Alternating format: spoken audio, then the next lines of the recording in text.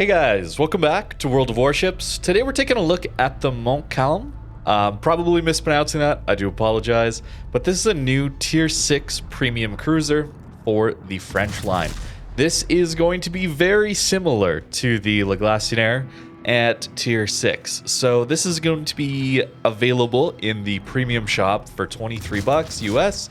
And it's a part of this D-Day event, I suppose, alongside the Rodney and the Orion 44, which we'll take a look at in due time. But since this is a French cruiser, we do have some very nice HE shells. We're pretty good at farming down battleships.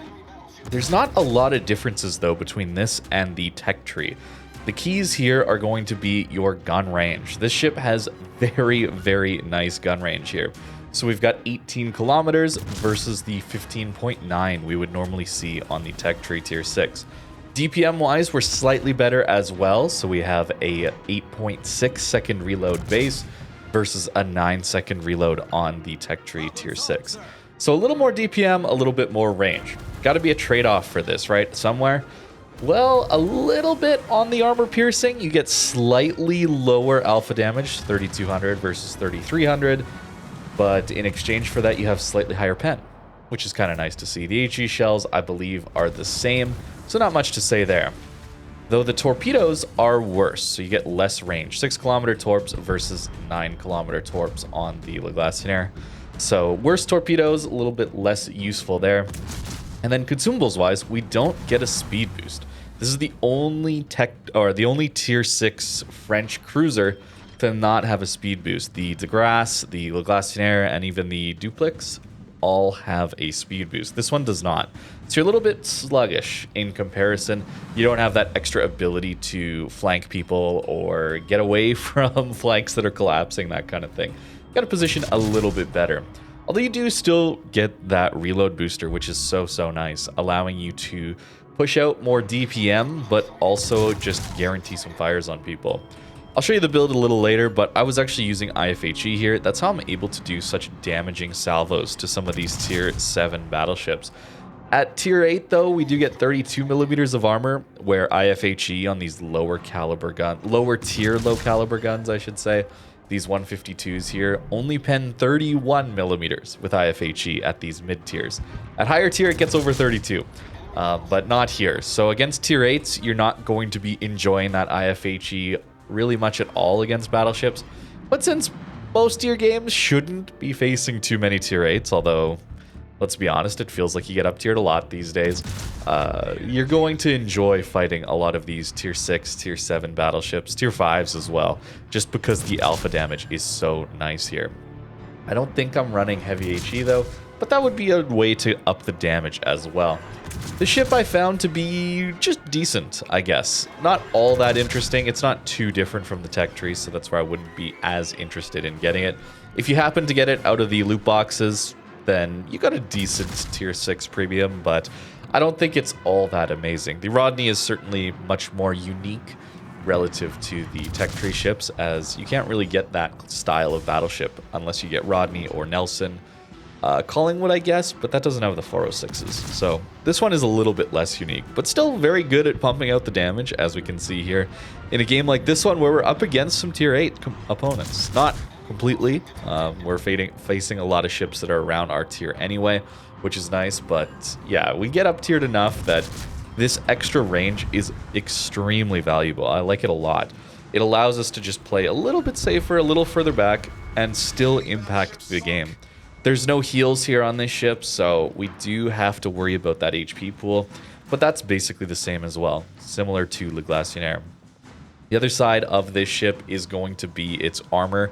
It's really not good. It's above water, nearly the length of the ship, very lightly armored citadels, so you do have to be quite careful, and that comes with the downside also of bad turret angles. So this ship, similar to the Le Glacier, there's not really a difference here, but 40 degrees is the broadside you got to give when pushing in towards people, and 43 degrees when you're kiting away. So even kiting, this ship is not going to be that good at dealing with incoming damage. You got to be very careful. And again, we don't have that extra speed boost to help us stay alive in those situations. It's just pretty difficult. Unfortunately for us, we lost a Vladivostok to a Queen Elizabeth ram. Feels a little bad. But maybe we can pull this back. We're doing okay on this flank still. Managed to catch this Lo Yang off guard. We do get a Hydra, which is really nice. And again, that reload booster can come in handy, although I decide not to use it here.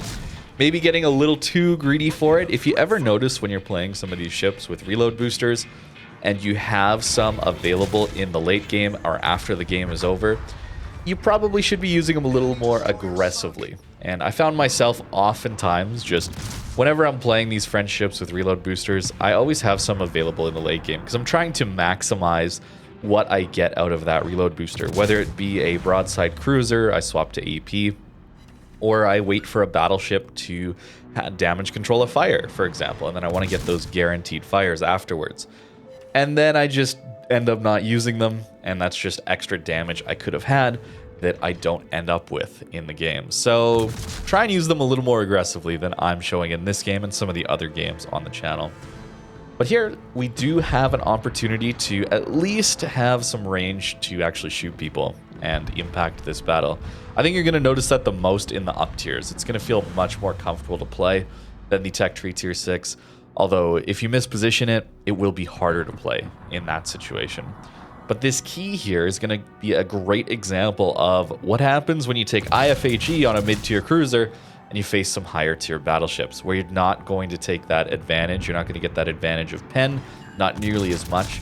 We're only going to pen his superstructure here still, which is the exact same as if I hadn't taken IFHE. And then we just don't get as many fires is the other thing.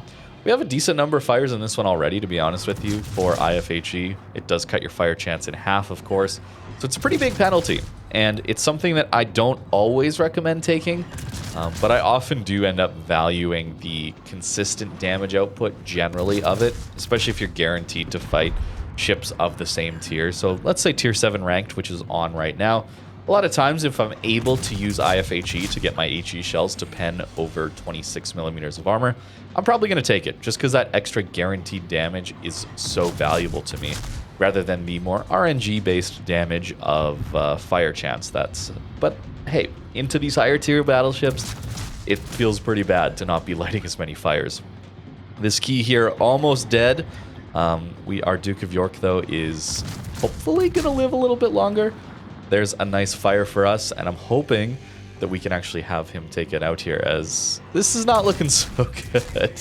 Actually, our Duke of York dies as well, and damage controls the fire. Oh no, don't have a reload booster available, so I'm really hoping for a permanent fire here, but not necessarily going to get it unless we get extremely lucky.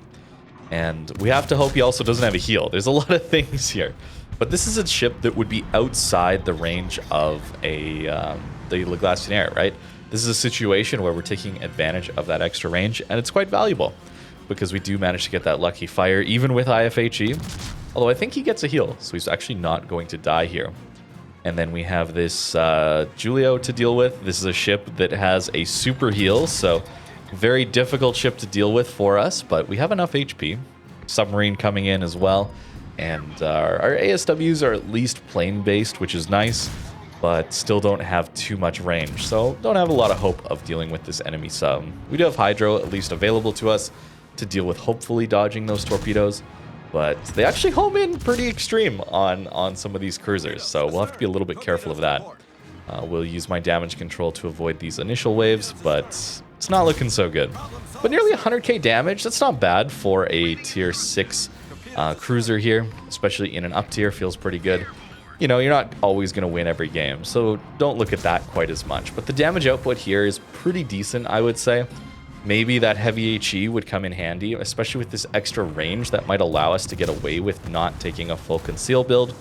Although, keep in mind, we didn't get shot at too much. Look at our potential damage. Not very high, this one. So we didn't have to deal with the weakness of this ship, which is going to be that armor and lack of speed and maneuverability. That's the second time our rudder's been taken out this game. Notice I don't have Last Stand. Something that I would certainly recommend taking now that I've played this ship a little bit more. I tried to be a little bit more greedy sometimes with cruisers. They'll recommend taking Last Stand on the build, but you don't actually need to. This one, it seems like you do. In some of the other games, I also found like destroyer guns, were just taking it out as well, the rudder specifically. So very, very easy to lose that. And then, of course, you're just a sitting duck. It's very easy to take a lot of damage then. So we don't want to do that. Using our reload boost here just purely for damage in on this cruiser. And it should net us a kill, I believe. That DPM, that bursty DPM is very nice to have. If you haven't played the French cruisers before, it's a lot of fun to have a reload booster, man, on bigger caliber guns at higher tier 2. Very nice to have into broadsides as well with the armor piercing. But mostly here with these lower caliber guns, just going to go with the HE most of the time. So we lose, but still a pretty nice damage game. Can kind of show you what this ship is capable of. But it's very similar to the Tech Tree one, right? There's not a lot of difference here. So if you've played the Tech Tree Le Glacier, this is a little bit more range, a little bit less speed maneuverability thanks to the lack of a speed boost here. 10 fires, only 24k from that. A little bit low, but still, nice game. Here's another great example of what this ship can offer you. This is a situation where you just would not have the range on the Le Glacier, where here we actually do. And using our reload booster, hoping to get ourselves a fire after he damage controls a fire, actually. That would be a good use case for this reload booster, and we notice here that he has damage controlled it, so I should be popping my reload booster here soon, I think. Getting yourself into positions behind islands as well, where you're not detected. Notice we're kind of in open water, but not being detected right now is really useful. This is a ship with not the best shell arcs. They're good enough to hit battleships at range, though, but not the best shell arcs. So that does mean that you can lob shells over islands quite a bit, and you're going to want to do that with these turn angles. You got to show a lot of broadside to shoot all these guns, and you do want that because really that's your battle impact, right? It's your DPM. As a French cruiser, that's really all you've got, so you need to be using that to burn down battleships, forcing them away from cap zones, trying to push up with your DDs. That can be a really good use case for a reload booster as well, is that initial destroyer engagement, getting faster reload on your guns than most people would be expecting. That's a really nice thing that these ships can do as well. But overall, it seems pretty similar to me to the Tech Tree one. So you guys will have to let me know what you think in the comments down below if you end up getting this one. But overall, I think this one's probably just a mediocre ship that isn't a must-buy or anything like that. I think Rodney's a bit more interesting, although Nelson might just be strictly better than that at this point. But we do take out that Charn Horse. Feels pretty good to be having that extra range at this tier. And a little bit subjectively, but I do think the premium camos on a lot of these French ships look pretty good. Just a very basic design, but I think it looks good. The ship, though, the ship actual design is basically the same, right? There's not a huge difference between Le Glacier and this one. It might be copied over in a large part as well. But that makes sense as the stats of the ship are very, very similar as well. So here's the build I was going with, the recommended stuff I just went with. I think the rudder shift is fine. 7.7 seconds is good enough, so we do want propulsion mod. We don't have that speed boost, so this will allow us to do some speed juking a little bit, although having speed boost is quite valuable. Even with accuracy mods, some of the shells were a little bit poor dispersion at times. Here's the build that I went with. Didn't really swap to the AP as much as I thought I might, so I probably would just go with Last Stand, as the rudder got knocked out quite a bit. I gotta say. IFHE, maybe not necessary as well. Maybe not concealment, right? We do have a lot of range for a tier 6. 18 kilometers is quite a bit, so we could swap IFHE for... I don't know if I'd want to take heavy HE over IFHE, because then you want IFHE with heavy HE, because then you can guarantee more of that full pen damage in. I don't know, it's a little tricky. But this is what I was running with. Not optimal, but we still had a good game with it, which feels pretty nice. And armor-wise, this is not great, but of course you expected that, as it's a tier 6 cruiser. Oftentimes not the best armor here. And yeah, very much above water citadel, not very well armored, so you're going to take a lot of damage from that as well. You do have a bit of spaced armor here, but not enough to really matter, I don't think. But hey, maybe there's a bit of a black hole effect here, although battleships are just overmatching this anyway at this tier. So maybe it's against cruisers specifically that won't be overmatching that there's maybe a bit of that black hole armor effect in here, but I wouldn't rely on it too much. You want to be dodging or just not getting shot at, ideally. Use your range to play a little further back if you're up tiered, and you should do reasonably well, as these are pretty good guns still, and the lead time out to those farther ranges isn't too bad. A little bit clunky to use, but against battleships, you certainly can make it work. Well, that's going to do it for today with the Montcalm. Again, mispronouncing that, I apologize. But hope you guys enjoyed. Thank you very much for watching, and have a great rest of your day.